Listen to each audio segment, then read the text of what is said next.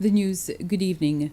So far, there are no new COVID-19 cases in Seychelles, and all of the 11 confirmed active cases have recovered and been discharged.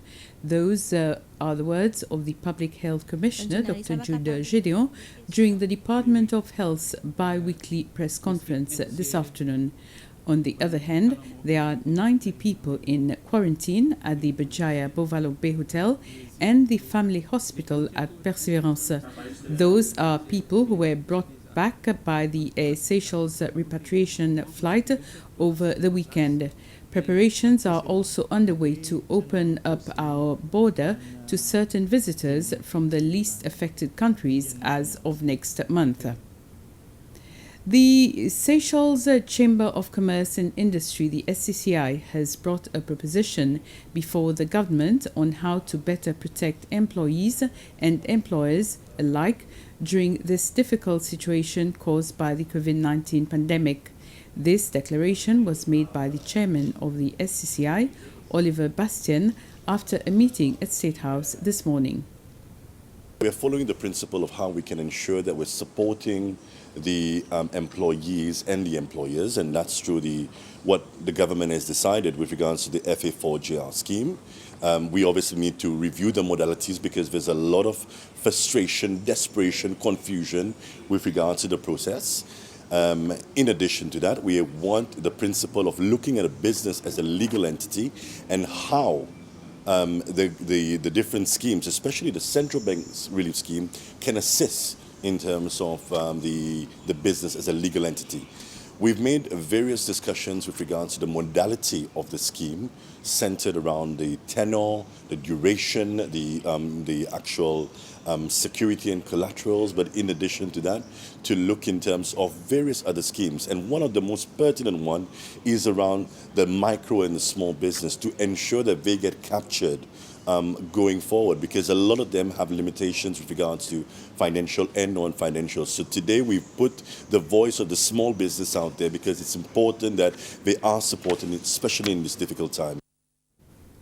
The Minister responsible for Tourism, Ports and Marine, Didier Doglé, says ferry operators have not requested help from the government to be able to cope with the difficulties resulting from COVID-19. Minister Doglé was answering a private notice question in the National Assembly brought by the leader of the opposition, Wavel Ramkalawan. Mr. Ramkalawan noted that the two main ferry operators were having to follow social distancing orders from the Department of Health. As a result, the number of passengers they are able to carry has gone down. At the same time, the price and the amount of fuel they require for each trip remains unchanged, and they should benefit from fuel concessions similar to the scheme for fishing vessels. Minister Doglé said the ferry companies are benefiting from measures announced by the government. However, on the specific measures brought up by Mr. Ramkalawan, Minister Doglé said the government was ready to listen to their grievances.